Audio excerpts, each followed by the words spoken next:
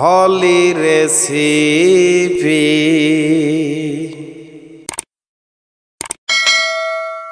আশা করি আল্লাহর রহমতে সকলেই ভালো আছেন। আজকে আমি আবারও এক কেক রেসিপি নিয়ে আপনাদের সামনে হাজির হয়েছি। আজকে আমি আপনাদেরকে তৈরি করে দেখাবো পাউন্ড কেক। অল্প সময়ে অল্প উপকরণ দিয়ে চুলায় কিভাবে কালার সহকারে কেক তৈরি করতে পারবেন সেটাই আমি আজকে আপনাদেরকে তৈরি করে দেখাবো। তাহলে চলুন রেসিপিটা দেখে নেওয়া যাক।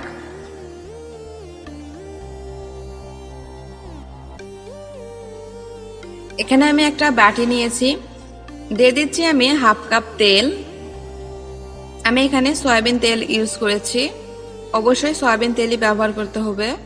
দিয়ে দিচ্ছি আমি 1 কাপ চিনি। চিনি আর তেল সমপরিমাণ নিয়েছি আমি।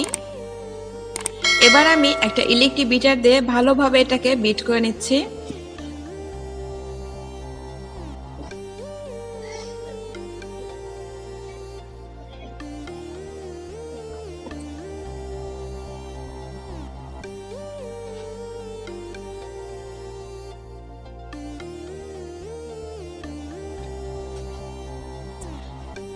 একটু বিট করা হয়ে এলেই এবার আমি এখানে দিয়ে দিচ্ছি ডিম। এখানে আমি 3টা ডিম নিয়েছি, অবশ্যই ফ্রিজে থাকলে আধা ঘন্টা আগে বের করে রাখবেন। আমি কুসুম সহকারে ডিমগুলো দিয়ে দিচ্ছি। এবার আমি আবারও ভালোভাবে বিট করে নেব।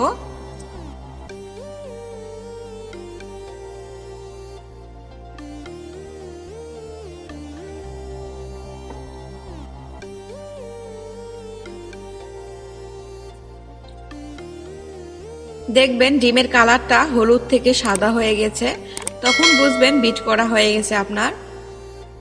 এই তো দেখতেই পাচ্ছেন ডিমের কালারটা চেঞ্জ হয়ে এসেছে, তার মানে আমার চিনিটাও গলে এসেছে, বিট করা হয়ে গেছে।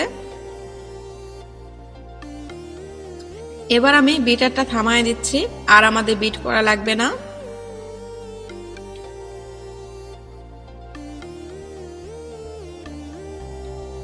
এবার আমি এখানে দিয়ে দিব 1 কাপের মতো ময়দা।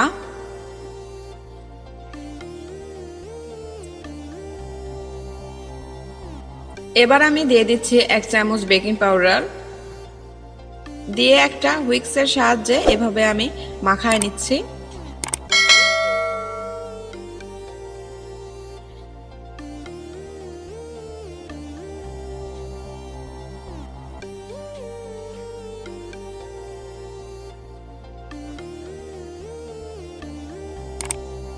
এটা অন্য কেকের মতো অতটা ফুলবে না, যে আমাদের বাজারে তালি কেক থাকে সেটার মতো লাগবে দেখতে।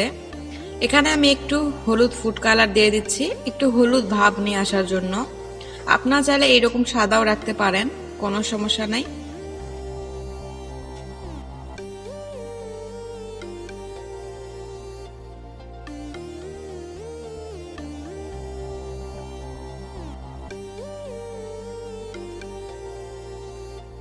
এই তো মাখানো হয়ে এসেছে।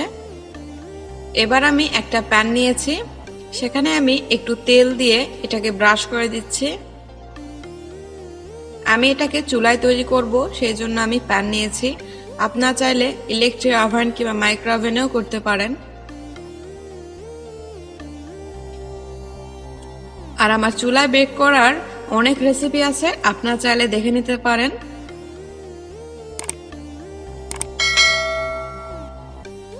আমি একটা পেপার দিয়ে দিচ্ছি, যেন সহজে এটা তোলা যায়। পেপার না দিলে এটা সহজে উঠবে না, সেই জন্য চেষ্টা করবেন পেপারটা দেওয়ার। পেপারটা দিয়ে আমি আবার উপরে একটু ব্রাশ করে দিচ্ছি। এবার আমি সেই মিশ্রণটা ঢেলে দিচ্ছি।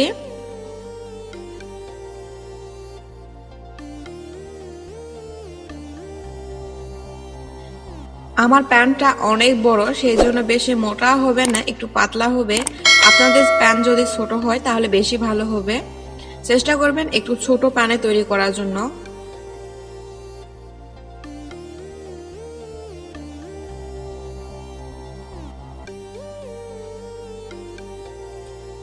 এই তো আমার সব মিশ্রণগুলো দেওয়া হয়ে গেছে। এবার আমরা চুলায় চলে যাব। আমার প্যানটা অনেক বড় আর মিশ্রণটা পাতলা হওয়ার কারণে আমার সময়টা কম লাগবে, সেই জন্য আমার 10 থেকে 12 মিনিট লাগবে। আপনাদের বেশি হলে একটু সময়টা বেশি লাগবে।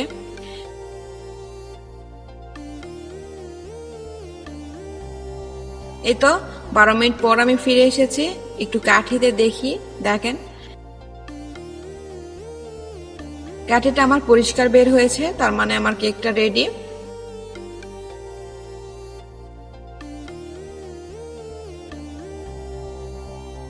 এখন আমি এখান থেকে কেকটাকে বের করে নেব। এবার আমি চারিপাশে একটু ছাড়িয়ে নিচ্ছি যেন এটা সহজে ওঠানো যায়।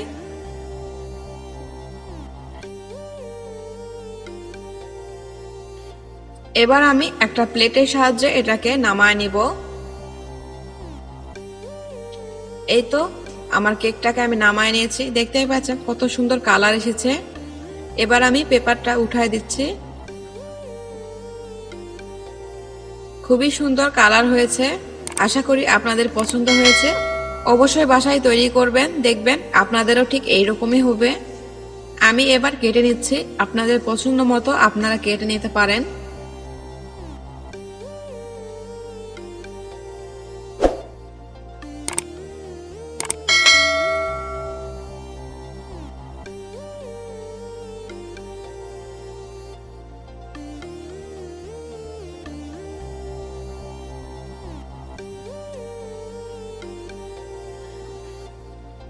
উপরে যেরকম সুন্দর কালার এসেছে, ভিতরেও ঠিক সেই রকমই সুন্দর হয়েছে। আশা করি আপনাদের সকলের খুবই পছন্দ হয়েছে।